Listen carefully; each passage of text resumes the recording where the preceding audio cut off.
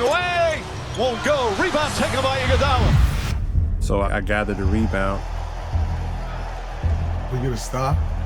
30 pushed it up the left sideline. You know he walking into the three. I kind of knew it once I was just approaching half court that I was going to shoot it no matter what. Back then, he used to like having the ball in his left hand, so I think he was dribbling with his left hand, and he only took like a dribble or so past half court, but his feet started to chop a little bit, meaning that he was going to shoot it. As we were in transition, Roberson kept backing up, and I was just counting my steps and my dribbles to get comfortable, like wherever I felt like I was going to take the shot. There's only one guy on earth, I think, who you don't call a timeout for when there's like 4 seconds on the game clock. I mean, because the only thing you're getting there is a half-court shot. Westbrook on the drive, falling away. Won't go. Rebound taken by Iguodala. They do have a timeout. Decide not to use it.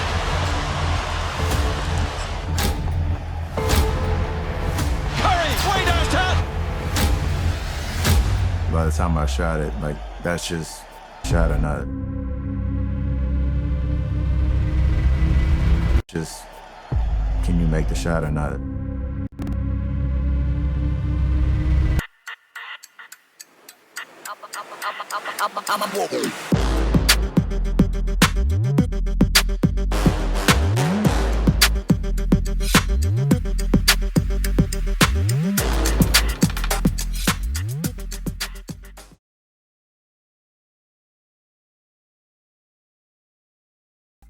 Hello and welcome to another Sports Spin, where we take a sports story and we spin it. I'm Sun-EB7. Thank you for joining. Okay, you saw that video up at the front. Tell me you didn't feel that.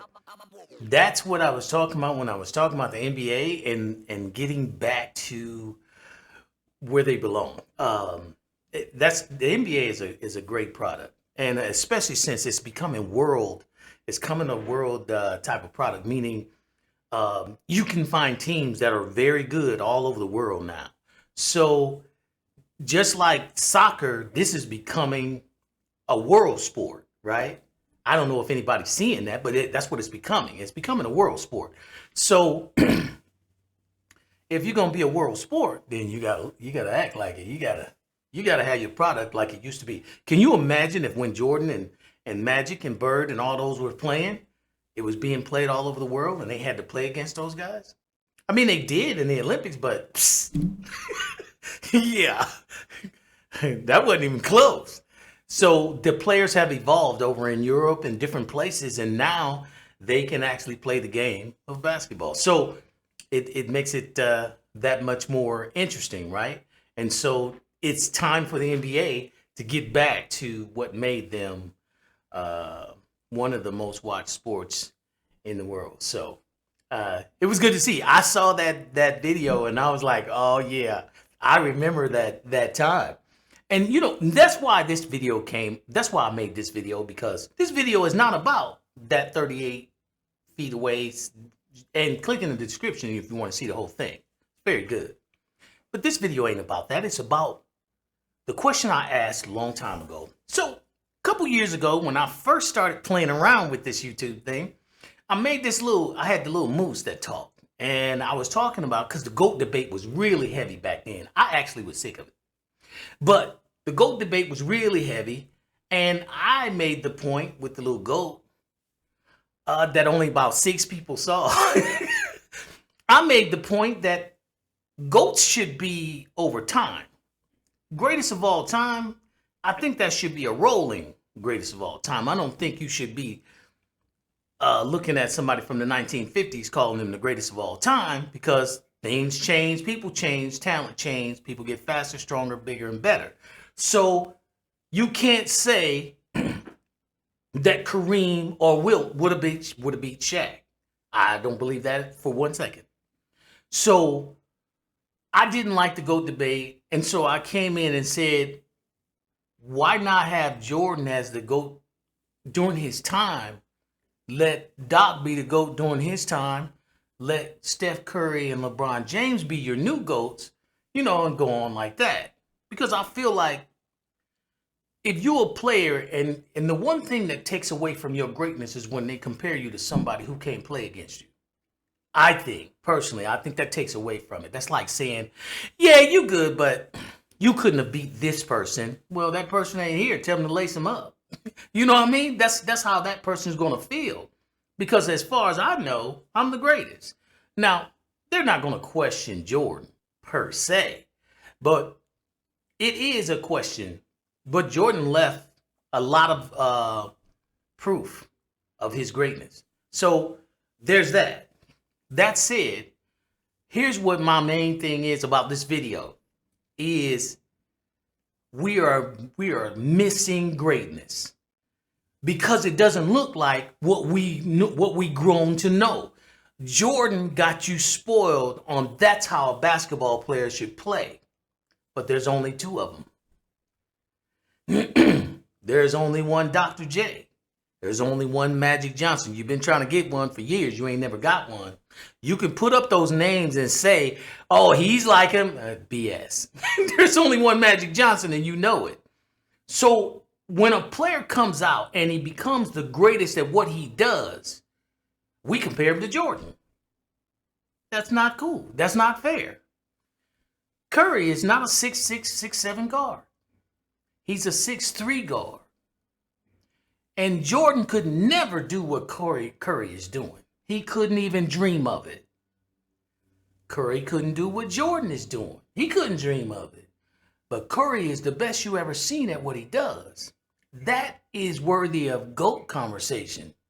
But we never even talked about Curry and the GOAT. We just talked about LeBron James, Kobe, and Jordan. Here's a guy that can take 2-3 steps past half court and drain it like it's a layup. Now, I'm not talking about occasionally.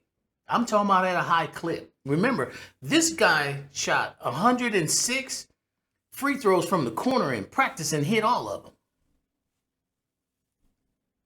We're missing greatness. This guy for the last 12, I think it was 10, 12, 14 years, he's been in the league terrorizing it. And all we talk about is LeBron versus Jordan. And LeBron is sitting there telling you, this guy, you gotta. I remember seeing an interview with LeBron. I think it was a barbershop interview. Now, LeBron, the great LeBron, said, oh, Steph Curry, oh, yeah, you gotta hold him at the car. When he get out of his car in the parking lot, you gotta be right there to hold him. Otherwise, you too late. I think they went so far as to say, he wake up in the morning, you gotta be right outside his bed in the stands ready to guard him. He's telling you, this dude is great. This dude is something we've never seen and we probably never will. They've gotten close, Lillard. There's a couple of them, James. But none of them is this. And so I'm saying now the guy's on the backside, but he's not. He hasn't lost it. He's still playing. He's still putting up money. He's still putting up numbers. Maybe it's time to enjoy him. And maybe this is the time that I don't know, but maybe it's like giving an athlete or an artist his flowers after he's gone instead of doing it while he's here.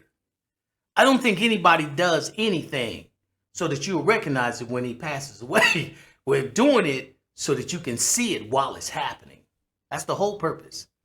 And so Steph Curry, I've gotten off script, but Steph Curry is doing this thing right now, right here, right in your face.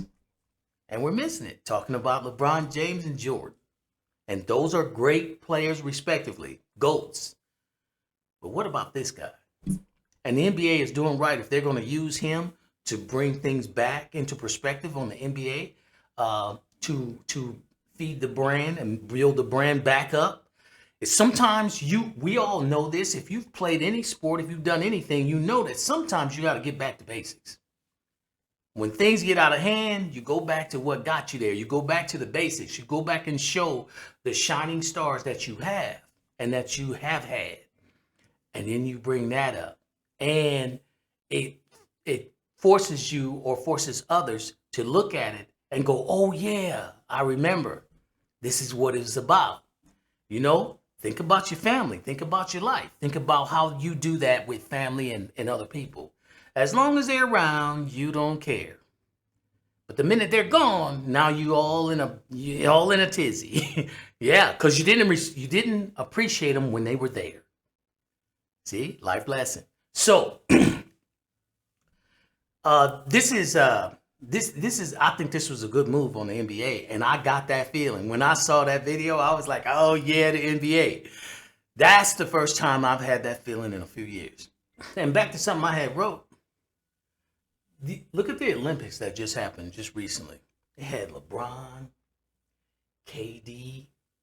It had a lot of stars. AD, all of them. And LeBron basically carried them. LeBron and KD carried them in the first few games. And then who took it over? Who changed it? Who put it out of reach? Who made it where that's it? We can run with everybody. We were competing. I think, was it Serbia? It was, well, whatever country that was, there was 2 or 3 countries that actually were picked to win it all. And Curry came in there and put it out of reach with stuff that you just cannot do. You want to say it's luck, but it can't be if you keep doing it. And that's the point. That is greatness. You can't duplicate it, but they can. No one else can duplicate it. They can. That's greatness. So, I made my little GOAT org chart to stir some things up. I see not many, and nobody said anything yet. I bet you it's printed somewhere. I bet you somebody got a copy of it. Because I took about 2 hours and did that. And it don't look like it. When I look back at it, it looked like I might have purchased it or bought it or copied it or something. No, I created that. So, hope you guys had fun looking at it and arguing over it on how I should have put this person up instead of that person. I did a dig at a couple players. I don't know if you caught it. I wanted to see was somebody going to say something about it, but it's all in fun. It's all in fun. I'll just say that it looks like to me Steph Curry is the last of the great regimes. Now remember, there's only 3 teams in the modern era. I ain't talking about Minneapolis Lakers or the Celtics from the 1950s when the rim was 8 feet. I'm talking about in the modern era, there's 3 teams that had a chance at winning 4. None of them did it. The Jordan Bulls of the 90s, 2 times 3, but not 4. They could have. They should have. We won't get into why that didn't happen. The 2000 Lakers, 2000, 2001, and 2002, Shaq and Kobe, and then they got to battling and lost that one against Detroit, which I believe wholeheartedly they would have won that easy. And then the 2015 to 2018 Golden State Warriors. If it wasn't for the league stepping in and suspending, what's his name, Green, and some other things, and Curry was coming off of an injury, they don't come back from no 3-1. That still don't seem right to me. But regardless of that, this team could have 4 championships in a row, would have set them up. Because here's another thing I think we're missing, that Golden State Warriors team. That's one of the greatest of all time. I'm not saying it's the greatest. We ain't starting it. But it's one of them. When you can win 4 championships at that level in a row, you are up there. You are up there. So, yeah, we're missing a lot. But that's all I have for this one. I just wanted to put this out there because, excuse me. I just wanted to put this out there because I watched that 38, and that 38 feet away, that's the name of the highlight. And it did something for me. So, just wanted to share it. Thanks for watching. Hope you like, share, and subscribe. And until next time, just remember, this sports story has been spun. Take care.